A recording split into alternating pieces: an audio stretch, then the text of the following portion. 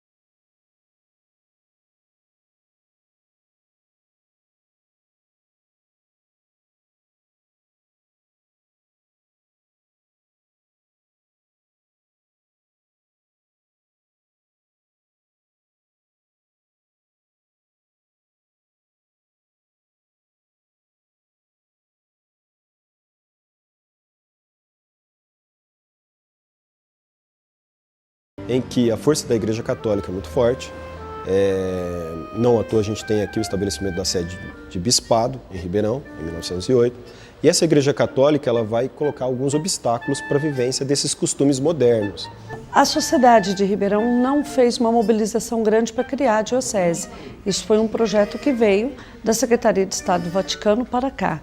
Os dois coronéis, ambos que disputavam o poder local, também não se mobilizaram em prol de formar o chamado patrimônio para a criação da diocese. No entanto, ambos contribuíram para a recepção do bispo, ambos contribuíram, o coronel Francisco Schmidt, por exemplo, ele inclusive recebeu o bispo com um jantar para 40 talheres na sua residência, mas nenhum deles apoiou financeiramente, de forma direta, a criação da diocese. Esses costumes modernos são tidos pela Igreja Católica como liberais por demais.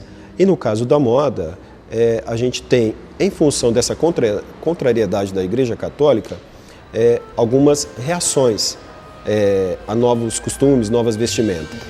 A Secretaria de Estado do Vaticano, num de seus relatórios, afirma que Ribeirão Preto era a terra dos malvados, uma terra em que a população não quis contribuir para formar o patrimônio necessário de 200 contos de réis para abrir aqui a diocese, uma vez que Batatais já havia oferecido esse patrimônio.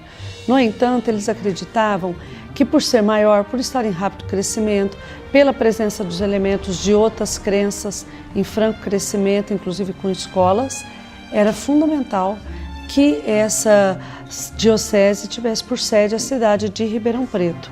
Então, nesse contexto, a mobilização da sociedade, que não aconteceu, não foi levado em consideração.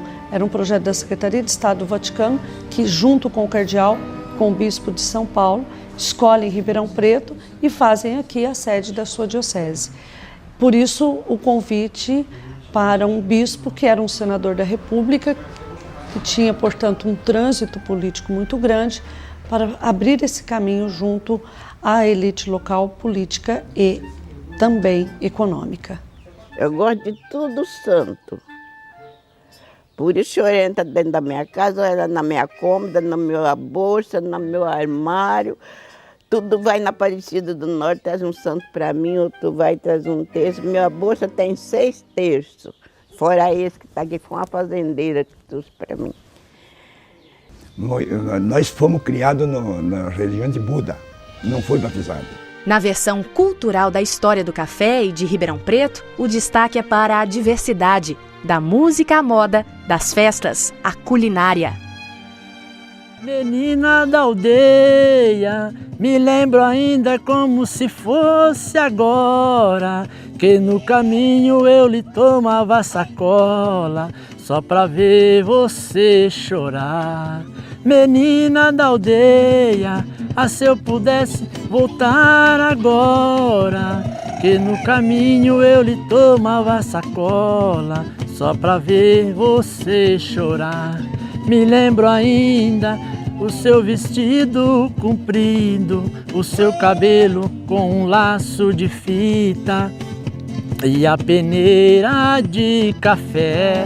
No final do século XIX, a França e a Inglaterra eram as grandes referências do ponto de vista da cultura, dos costumes, das vestimentas, do modo de se comportar, não é? Eram consideradas e eram mesmo as nações centrais do ponto de vista do capital, do luxo e também da cultura. No Brasil, tudo no final do século XIX, tudo que dizia respeito aos costumes das elites, seguia exatamente esse modelo. Bom, dentro desse contexto de efervescência cultural, social, vivido principalmente no cenário urbano, a gente tem aí a fundação de várias instituições, de vários espaços de sociabilidade, como as praças principais, as mais antigas de Ribeirão Preto. O lazer, de certa forma, ele era muito voltado para a religiosidade, para as festas religiosas que aconteciam e para aquilo que acontecia no centro da cidade. O centro da cidade é onde você tinha o comércio, né?